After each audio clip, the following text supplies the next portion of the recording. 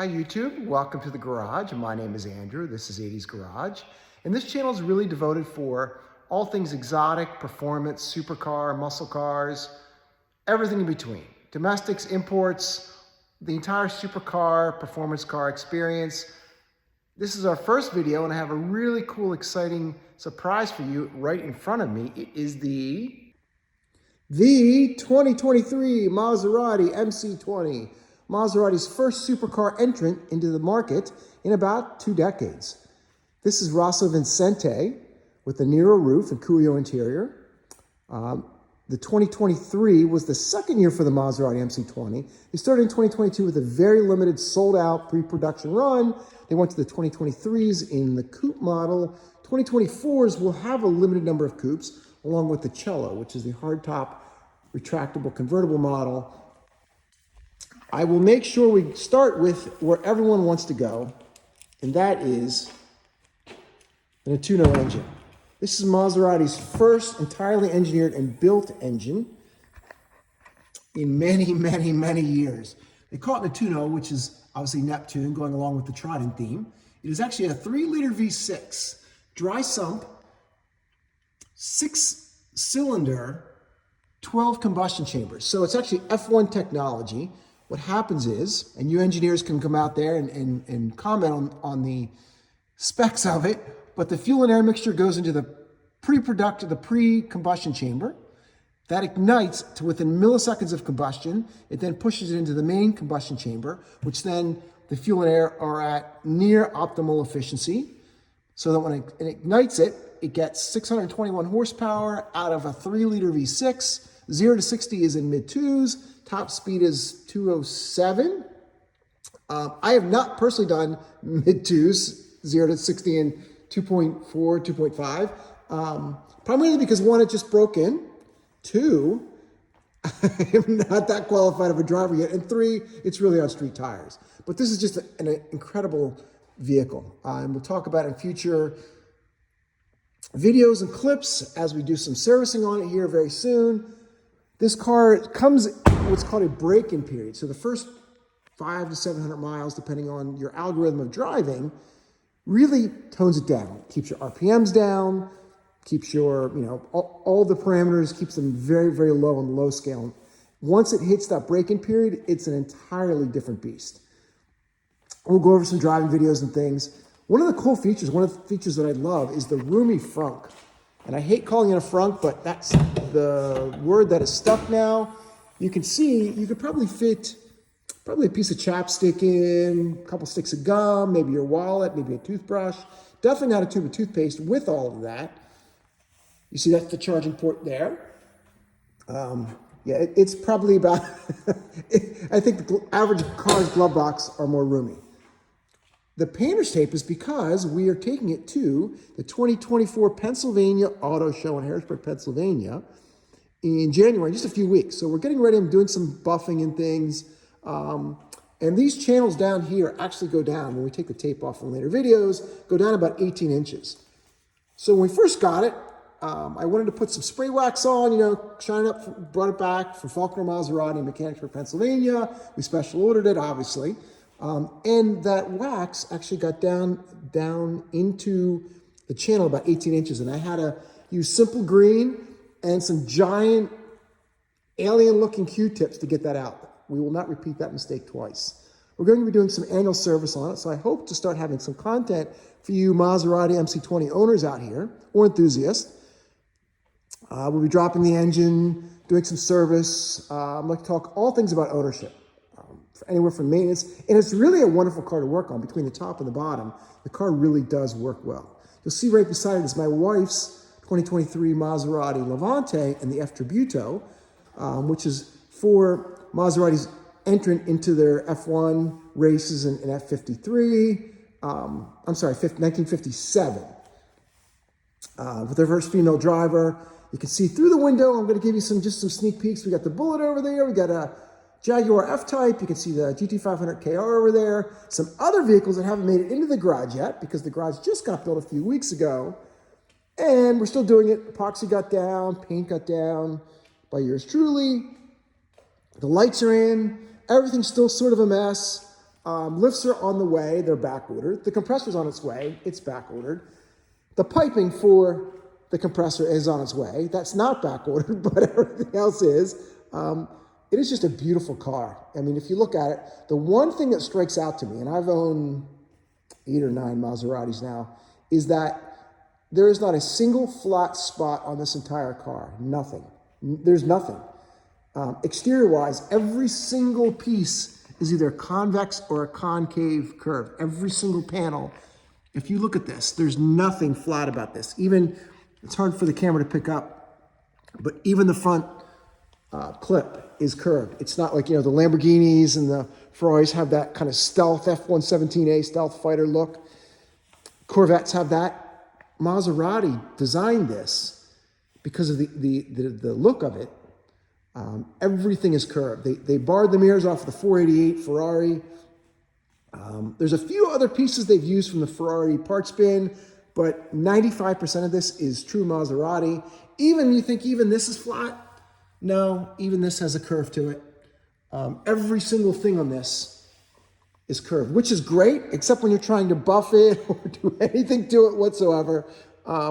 It literally got the Lexan engine cover there with the Tridents in it.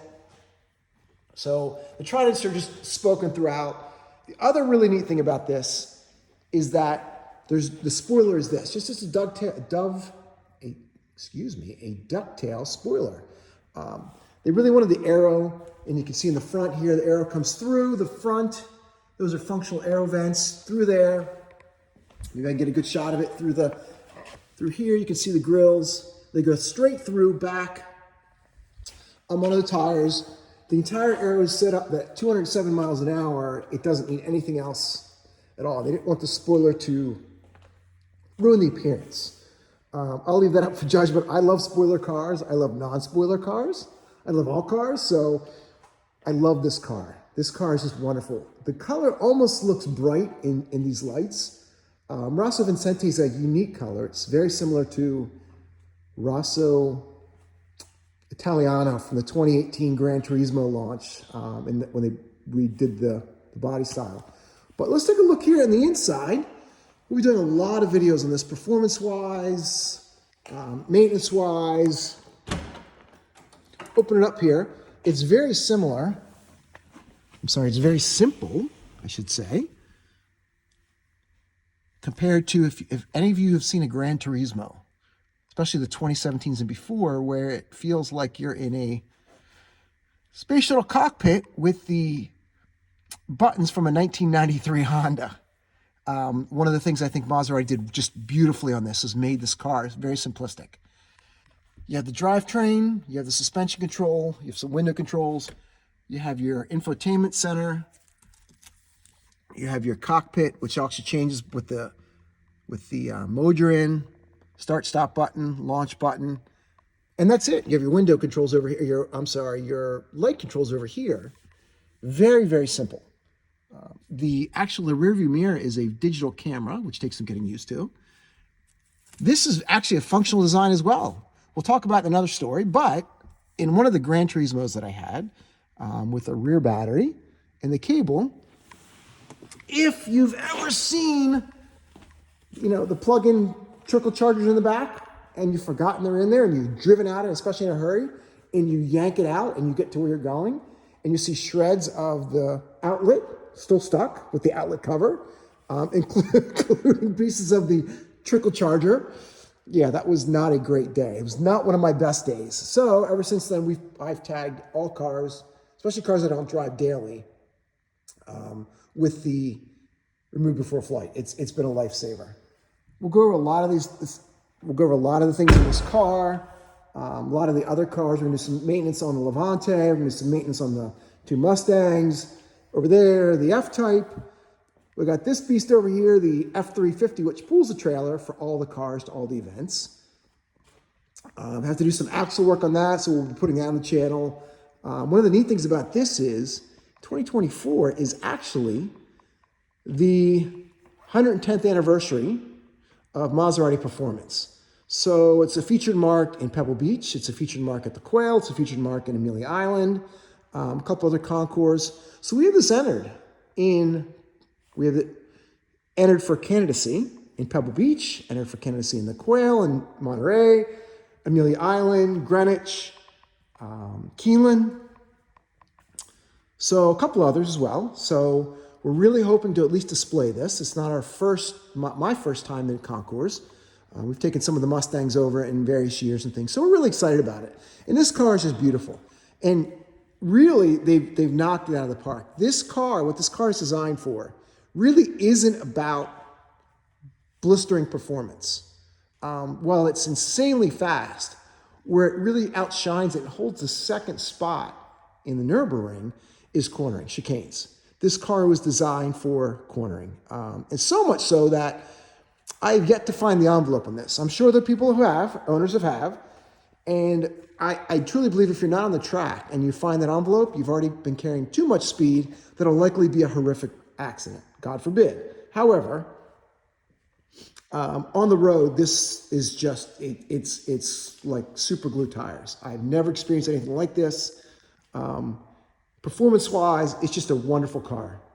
Just a crazy car. So anyway, if you're local to Pennsylvania, come and see us at the 2024 Pennsylvania Auto Show. Down here is going to be the Also, down here is the Instagram handle. Please like and subscribe if you would like, as we're going to bring lots of content. Again, all things automotive. If you want to comment on things, I would love it. I love to read the comments. That's probably my favorite part of this. I keep walking around the car because this is one of those cars once in your life. And I always say this, that if you haven't looked back after you parked the car, you bought the wrong car. Life is too short to have cars that you don't like. This car is absolutely, I love this car. One thing you'll notice, maybe you haven't, there's only one rule in 80s Garage, only one, is that no two car colors can be duplicated. So you have a red, you have a black, you have the orange, we have a green, blue, silver, we have a couple other colors. I would love to get some ideas. I'm thinking of, possibly adding some more cars. We have purple, we need to add, teal we need to add, lime green we need to add, snakeskin green maybe, boy, that'd be nice. Yellow, fuchsia, there's a couple other colors. I think really that comes from my, being a kid many years ago in the 80s, in the 70s, from owning Matchbox cars. I don't know of anyone that's ever owned a single Matchbox car. You always had the hundreds of Matchbox cars and all the different models and all different colors.